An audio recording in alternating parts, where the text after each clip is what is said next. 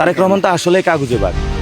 আপনারা কি মনে করেন তারেক রহমান অনেক কিছু? উনি কেন গণ অভ্যুত্থানের পরে দেশে আসলো না? মির্জা আব্বাসে যদি আসনে না দাঁড়ায় তো আমি তারপরেও হলে ওনার এগুলা নিয়ে বলতাম। উনি তো ঢাকার একটা গ্যাংস্টার। এটা শুধু মির্জা আব্বাস না, 300 আসনেই তারেক রহমান এইসব গডফাদারদের দিয়েছে। কমিশনার কাইয়ুম কি ভালো লোক? স্বদেশ প্রপার্টিজদের দখল করছে। এই যে সাদেক হোসেনের খোকা, কালকে এক মহিলা আমার কাছে এসে কান্না করতেছে, 7 জন টিচারকে হলো স্কুল থেকে তারা বের করে দিয়েছে। এই যে খোকা পুত্র জমিদার, এই যে কি যেন ওনার নাম, ইশরাক, বেয়াদব একটা ইশরাক।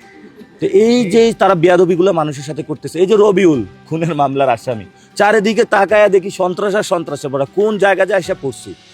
এখন আফগানিস্তানে যখন কেউ অ্যাসাইনমেন্টে আসে, সে আইসা দেখে কোন জায়গায় যে পা দিলে মাইন। আমি হলে এই অবস্থায় আছি। শাহজাহানপুরের দিকে যায়, ওইখানে একটা মাইন, ধানমন্ডির দিকে আরেকটা মাইন, উত্তরার দিকে জাহাঙ্গীরকে লাগায় রাখছে, ঢাকা 20 একজনকে, সবগুলো তো দেখেন গডফাদার সন্ত্রাস। তারেক রহমান কাগজে বাঘ, মির্জা আব্বাস গ্যাংস্টার, ইশরাক হোসেন বেয়াদব, নাসিরউদ্দিন পাটোয়ারির কথা শুনছিলেন। জাতীয় সংসদ নির্বাচনে ঢাকা ৮ থেকে প্রতিদ্বন্দ্বিতা করছেন তিনি। এরই মধ্যে প্রতিপক্ষের উদ্দেশ্যে তীব্র বাক্যবাণের কারণে সবচেয়ে আলোচিত প্রার্থীও তিনি। শুধু নাসিরউদ্দিন পাটোয়ারি নয়, আরো অনেক কারণেই প্রতিদিনই খবরের শিরোনাম হয় এই আসন। এই আসনকে বলা হয় ভাইরাল ঢাকা ৮। এই আসনের সর্বশেষ পরিস্থিতি নিয়েই আজকের প্রেক্ষাপট। ঢাকা ৮ হলো সেই আসন যেখান থেকে নির্বাচনে প্রতিদ্বন্দ্বিতা করার কথা ছিল ইনকিলাব মঞ্চের মুখপাত্র শরীফ ওসমান বিন হাদির। 12 ডিসেম্বর তাকে লক্ষ্য করে গুলি করে আততায়ীরা। 18 ডিসেম্বর শহীদ হন তিনি। ওসমান হাদির নানাবিধ কর্মকাণ্ডের কারণে এই এলাকা আগে থেকেই আলোচনায় ছিল। তারপর তিনি শহীদ হলে আলোচনা আরো তুঙ্গে ওঠে। অন্যদিকে এই আসনের পুরনো রাজনীতিবিদ, বিএনপির স্থায়ী কমিটির সদস্য, সাবেক মেয়র ও মন্ত্রী মির্জা আব্বাস। একটা সময় গুঞ্জন উঠেছিল যে ঢাকা ৮ থেকে জামায়াতে ইসলামীর মনোনয়ন পেতে যাচ্ছেন ডাকসু ভিপি সাদিক কায়েম। পরবর্তীতে রাজনৈতিক দলগুলো যখন নির্বাচনী জোট করা শুরু করলো, তখন জামায়াতের সাথে যোগ দিল জাতীয় নাগরিক পার্টি বা এনসিপি। তখন সে জোট থেকে ঢাকা ৮ আসনে মনোনয়ন পান এনসিপির মুখ্য সমন্বয়ক নাসিরউদ্দিন পাটোয়ারি।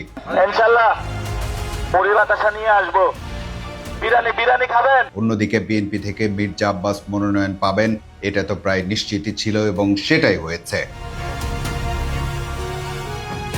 নির্বাচনী প্রচারণার শুরু থেকেই অ্যাটাকিং মুডে চলে যান নাসিরউদ্দিন পাটোয়ারি, আর তার আক্রমণের তীর নিয়মিতভাবেই ছুটতে থাকে মির্জা আব্বাসের উদ্দেশ্যে। উনাকে আমি বলেছিলাম যে আপনি মানে সংশোধন হন। এই যে এখনো কিন্তু চাঁদাবাজি বন্ধ হয় নাই, সন্ত্রাসী এগুলো কার্যক্রম বন্ধ হয় নাই। এটা আমি মনে করি যে আল্লাহ তাআলা আমার একটা পরীক্ষা নিচ্ছেন, এবং আমি চাই যে আল্লাহ তাআলা যেন আমায় ধৈর্য ধরা পরীক্ষাটা ইলেকশন মতো রাখেন। নাসিরউদ্দিন পাটোয়ারি মনে করেন মির্জা আব্বাসের সংশোধন হওয়া উচিত, আর মির্জা আব্বাস এটাকে ধৈর্য পরীক্ষা হিসেবে দেখছেন। ও শুধু মির্জা আব্বাস বা নাসিরউদ্দিন পাটোয়ারি নন, ঢাকা ৮ আসনে আরেকজন ভাইরাল চরিত্র আছেন, তার নাম মেঘনা আলম। গণ অধিকার পরিষদের প্রার্থী হিসেবে ঢাকা ৮ থেকে তিনিও প্রতিদ্বন্দ্বিতা করছেন। মেঘনা আলমও মাঝে মাঝে এসে এই আসনকে আরো ভাইরাল করে দিয়ে যান। কিন্তু নাসিরউদ্দিন পাটোয়ারির আক্রমণের মূল টার্গেট মির্জা আব্বাস। চাঁদাবাজি ছেড়ে দেখ, এই যে ওনার সাথে লিওন নয়ন, ওরা তো চাঁদাবাজিতে যুক্ত, এদের নিয়ে প্রচারণা করে। গুলিস্তান থেকে পকেটে মোবাইল থেকে চলে যায় না, ওগুলোর ভাগ ওইখানে চলে যায়।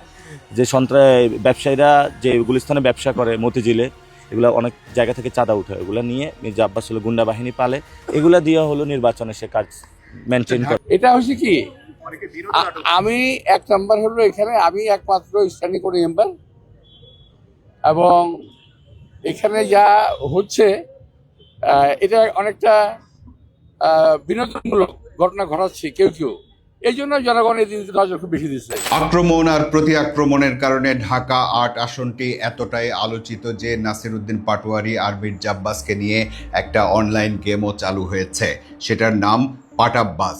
মির্জা আব্বাস মনে করেন তাকে জ্বালাতন করার জন্যই এমন করেন নাসিরউদ্দিন পাটোয়ারি।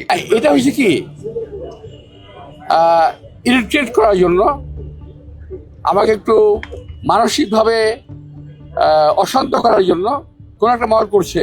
মানে ভাবটা এরকম যে আমাকে মারে না কেন, আমাকে মারে না কেন? তো আমি তো ওই জায়গায় যাবোই না, কারণ তারা যে একটা সিম্প্যাথি ভোট নিতে যাচ্ছে, ওই সুযোগ আমি দেবো কেন? আমি সিম্পাথি পাইতে চাইলে অনেক আগে নিতে পারতাম। আমি কাঠ ঘর পুড়িয়ে রাজনীতিতে এসেছি, আমি করতেছি। উনি সাহস থাকলে আমি এখনো বলবো, উনি কালকে বলুক যে কালকে জনগণের সামনে আইসা অঙ্গীকার করুক যে আমি মির্জা আব্বাস আজকে থেকে চাঁদাবাজি ছেড়ে দিলাম, আমি মির্জা আব্বাস আজকে থেকে সন্ত্রাসী কার্যক্রম ছেড়ে দিলাম, আমি মির্জা আব্বাস দুর্নীতি ছেড়ে দিলাম, এবং আমি যে অপরাধ করেছি এটার জন্য পুরো বাংলাদেশের ক্ষমা প্রার্থী। এবং সাথে সাথে যারা আমার কাছে টাকা পয়সা পাবেন আমি সবাই বাংলাদেশের রাষ্ট্রীয় কোষাগারে দান করবো, আপনাদের দিয়ে দিব। আলহামদুলিল্লাহ, ওনার সাথে তখন বুক মিলাবো। আমি খুব ভালো করে বুঝে ফেলছি এটা। আমি আমার বয়স তো কম হয় নাই, ওদের মতো ওর আমার নাতির বয়স না ওরা, তো আমার তো এবার অভিজ্ঞতা হয়ে গেছে। এখন কথা হলো, মির্জা আব্বাসকে এত ধারালো আক্রমণ করাটা কি নাসিরউদ্দিন পাটোয়ারির রাজনৈতিক কৌশল? হতেও পারে, কারণ মির্জা আব্বাসের মতো একজন রাজনৈতিক চরিত্রের বিরুদ্ধে নিজেকে এস্টাবলিশ করতে হলে ভোটারদের সামনে তো নিজেকে এমনভাবে তুলে ধরতে হবে যেন ভোটাররা আশ্বস্ত হয় যে নাসিরউদ্দিন পাটোয়ারিও ছোট কেউ নন। এটা আমার রাজনৈতিক অবস্থান, কারণ চাঁদাবাজদের দমন না করলে গত 1 বছর যে নির্যাতন হয়েছিল, বাংলাদেশের ব্যবসা বাণিজ্যের উন্নতি হবে না। ব্যবসা বাণিজ্যের উন্নতি না হলে মানুষের চাকরি হবে না, চাকরি না হলে মানুষের কর্মসংস্থান হবে না, পেটে ভাত থাকবে না। ওদের স্ট্র্যাটেজি হলো কোন রকম ক্ষমতায় যাওয়া, পার্টিকে বিরক্ত করে, মানে কোন বিরোধী দলকে, অপোজিশন পার্টিকে বিরক্ত করে একটা সিন ক্রিয়েট করে তার সিম্পেথি নেওয়া। নাসিরউদ্দিন পাটোয়ারি কিন্তু শুধু মির্জা আব্বাসকে নিয়েই কথা বলছেন না, খোদ তারেক রহমানকে নিয়েও তার বক্তব্য আছে। উনি কার সাথে চুক্তি করে এসেছে জনগণের সামনে ক্লিয়ার করুক। ওনাকে কে অধিকার দিচ্ছে আওয়ামী লীগের লোকদেরকে পুনর্বাসন করার জন্য?